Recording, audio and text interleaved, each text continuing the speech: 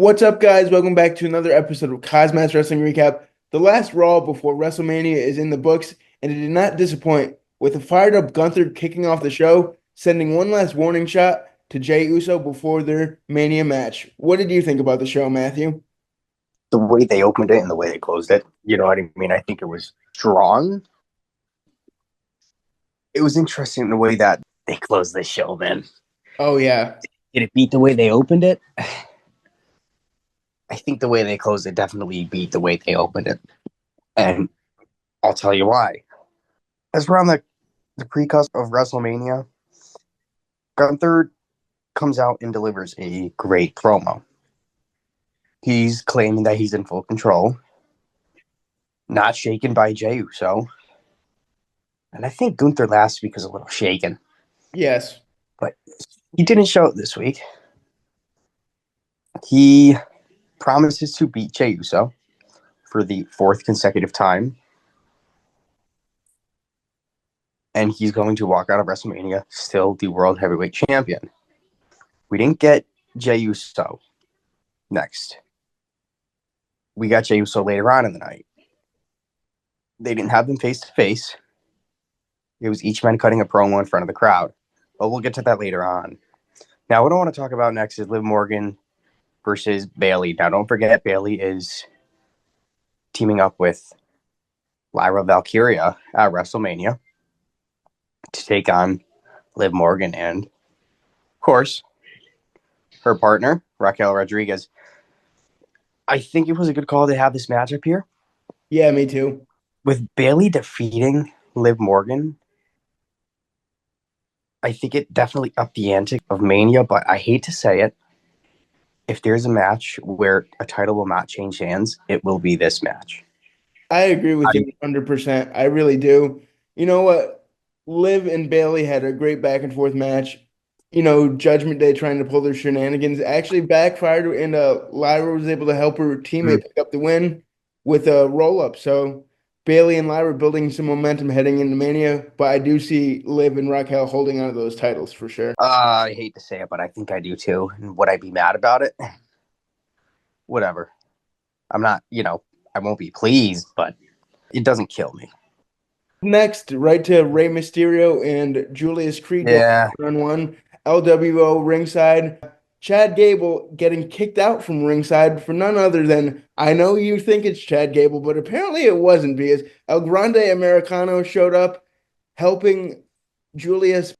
Seeing Pat and Michael Cole on commentary, deciphering who is Chad Gable and who is El Grande Americano is one of the funniest things.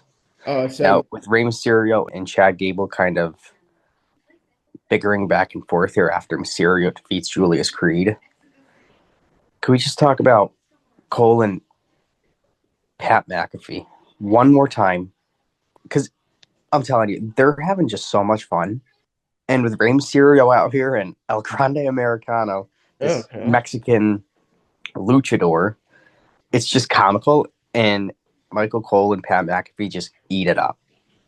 But is there going to be a Hall of Fame winner come WrestleMania? I so think so. I think Rey is going to take the W. But then what would be the point of all this El Grande Americano stuff? I think we're going to get the grand reveal of the El Grande de Americano. You know what? He's over like Rover, and I'm excited for this match. I really am. It was kind of thrown together. Or do they pull the trigger on him and have him take the W on Mania, defeating Rey Mysterio? But I'm still going to go with Rey. So many questions to be answered. Let's talk about the question that's on most of our minds with the Women's Championship. We had all three women kind of cut backstage vignettes saying why they think they're the rightful champion, and it was pretty impactful, and it got me pretty hyped up for the match. It definitely pumped me up a little bit, but like I said before we started this podcast, was this a great go-home show for WrestleMania? Not really, but I think they have so much on their plate. I mean, WrestleMania is the busiest week of the year for this company, but they're pushing themselves to the limit.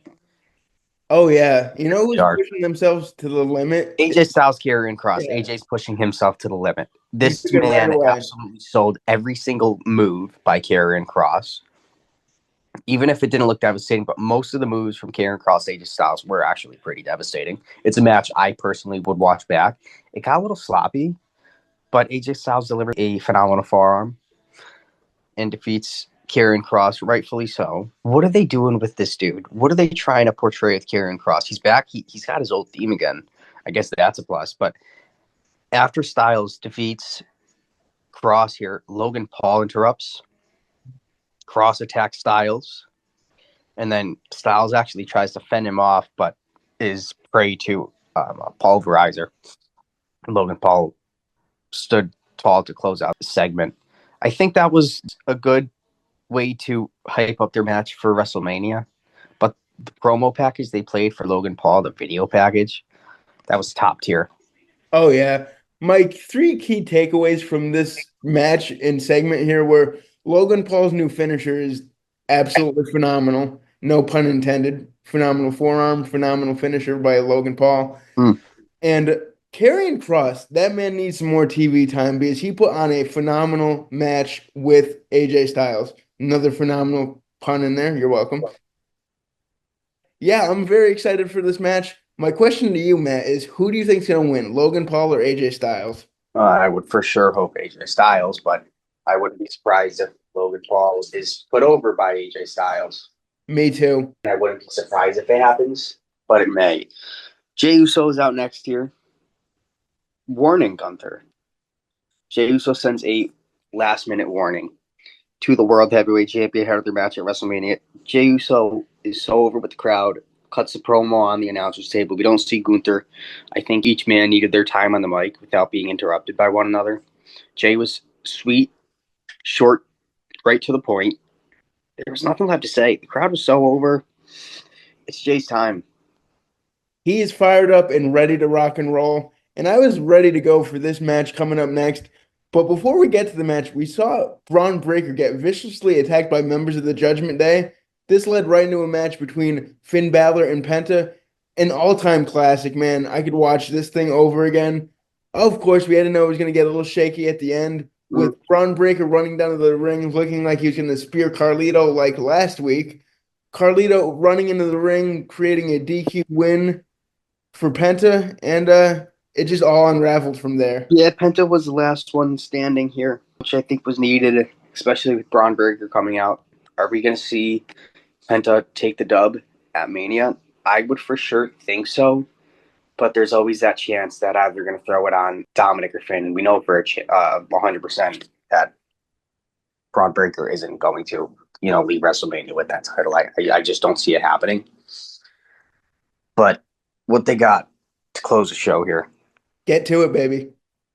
as we cut backstage after that match, we cut with CM Punk walking up to Paul Heyman, who is waiting in the parking garage for Roman Reigns. And this was good stuff. As Roman, his chauffeur with Roman in the back, pull up, Paul Heyman is seen talking to CM Punk, who Punk has his arm around Paul Heyman, the wise man to the tribal chief here. And Roman pulls up at the perfect time. As he sees it, he walks straight to that ring. Wants no part of Paul Heyman. Bad timing for that dude. Paul can't catch a break, but Paul follows him to the ring. Roman is calling out Paul Heyman, not directly, but he's throwing some shade at him. Seth Rollins comes out. Roman and Seth end up nearly coming to blows with CM Punk, who comes out to somewhat the aid of Paul Heyman as Roman knocks down Seth Rollins, throws him out of the ring, and shoves Paul Heyman to the ground. His Punk's music hit, and he comes out to save Paul Heyman from Roman Reigns. The crowd went bonkers. Oh, yeah. But we saw Seth Rollins curb stomp CM Punk. That's the icing on the cake there. that chair shot from Rollins to Roman Reigns to close the show, just like the Shield chair shot when he turned on Roman Reigns. The way they ended that was cinema. They're planting clues for us for sure. Even though I believe CM Punk is going to win at Mania, and as everybody thinks, Paul Heyman would leave by his side, I think there's going to be a little something more to it. Oh, yeah, for sure. Great way to end the show. Got me really hyped up for the triple threat of main event of night one. Let us know what you guys thought about the show. Always like, comment, subscribe, and we will see you guys next time. Until then, peace out. This has been KozMatt. Thanks for watching.